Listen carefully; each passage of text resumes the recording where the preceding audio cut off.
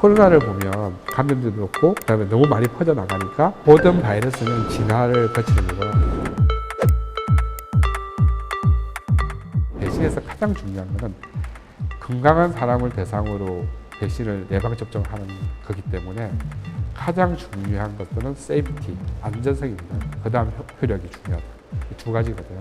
쭉 실험을 해서 한 A, B, C라는 후보가 좋은 단백질이고 좋은 후보 물질이야. 백신 후보 물질이야. 그러면 이제 본격적으로 조그만 동물에서는 예비로 쉽게 이렇게 해서 한 3개 정도 도출이 되면 그 다음에 이제 본격적으로 독성 시험도 해야 되고, 이 후보 물질이 사람한테 가기 전에 동물에 충분히 검증을 해야 되는 거죠. 비임상회가 동물에서의 독성을 보고 효력을 보는 정도, 그게 보통은 아무리 짧게 잡아도 9개월에서 1년 정도 걸리는 일반적인 예입니다. 그리고 이제 임상에 들어가면 일단 겁이 나잖아요.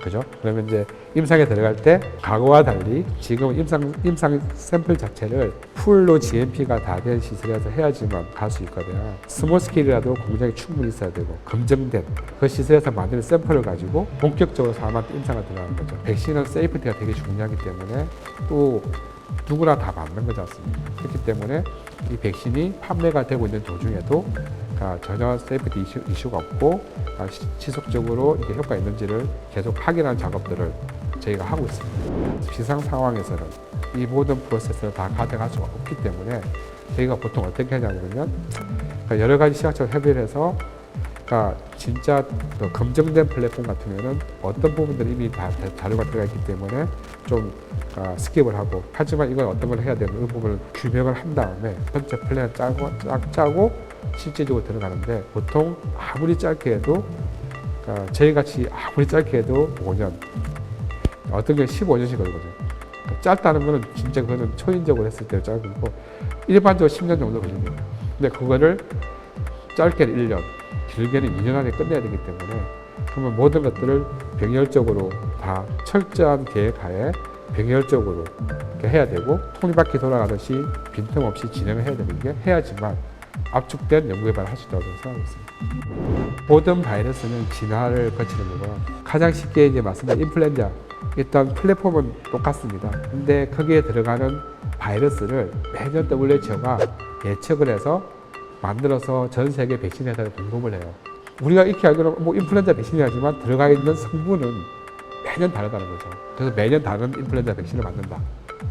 근데 코로나를 보면 감염도 높고 그다음에 너무 많이 퍼져나가니까 인플루엔자처럼 그런 변이가 일어나지 않을까 예측을 하는데, 다행인 거는 RNA 바이러스이긴 하지만 좀 더 변이가 덜한 그런 바이러스라는 거죠. 얘가 이게 RNA이기 때문에 DNA는 두 가닥이 있어서 변이가 쉽지 않죠. 근데 RNA는 딱 한 가닥만 있으니까 생각보다 또 쉽게 변이가 있을 수 있고, 또 내 들어가 있는 숙주의 몸에서 시스템을 끌어와서 자기를 복제해야 되다 보니까 본인에게 조금 안 맞는 것도 이제 끌어 쓰다 보면 조금씩 바뀌긴 하는데, 가장 중요한 건 이 바이러스가 사람한테 처음 들어올 때 ACE라는 고 리셉터, 그게 딱 바이디에서 들어왔어요.